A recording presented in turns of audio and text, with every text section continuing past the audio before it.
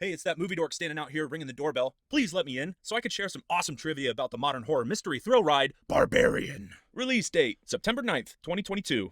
Budget, 4.5 million shekels.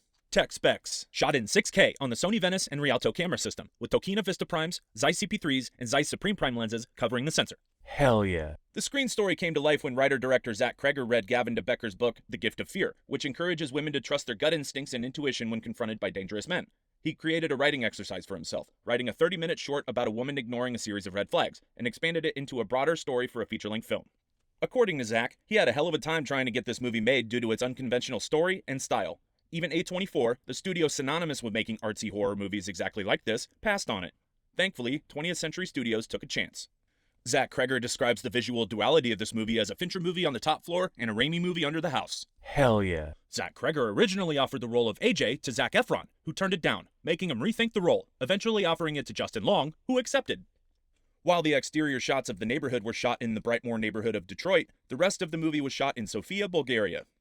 Tess takes a gander at Keith's driver's license, which lists his height as 5'10", but in real life, Bill Skarsgård is almost 6'4".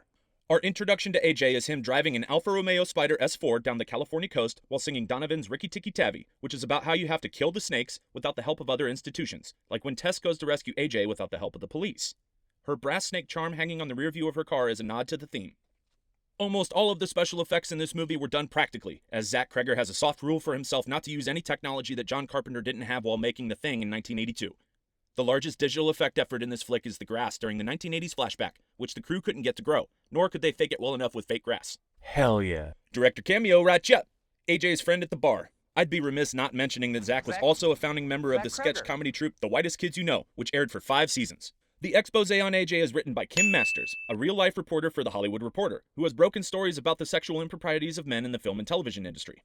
Richard Brake, who plays the original creepy tenant, shared a story on Instagram about a group of teenagers who were sitting a few rows behind him during a screening, and they were really terrified by the film. When they were all leaving the theater, the kids were using the flashlights on their phones to navigate. When the light accidentally hit Richard's face, they recognized him as the guy from the movie, running away in genuine fear. Final bag, $45 million globally, earning back their budget in the opening weekend, becoming a sleeper hit for Zach Kreger's solo writing and directorial debut, opening the door for a much larger $38 million budget on his 2025 film, Weapons. And on a personal note, it's nice seeing Bill Skarsgård not in crazy makeup for once. Thanks for watching this incredibly dorky video about the chilling horror flick, Barbarian. Shout out your thoughts or favorite moments about the movie, and I'm always open to suggestions for future videos, so shout those out too. Take a look at my previous videos if you haven't already, and stick around for more.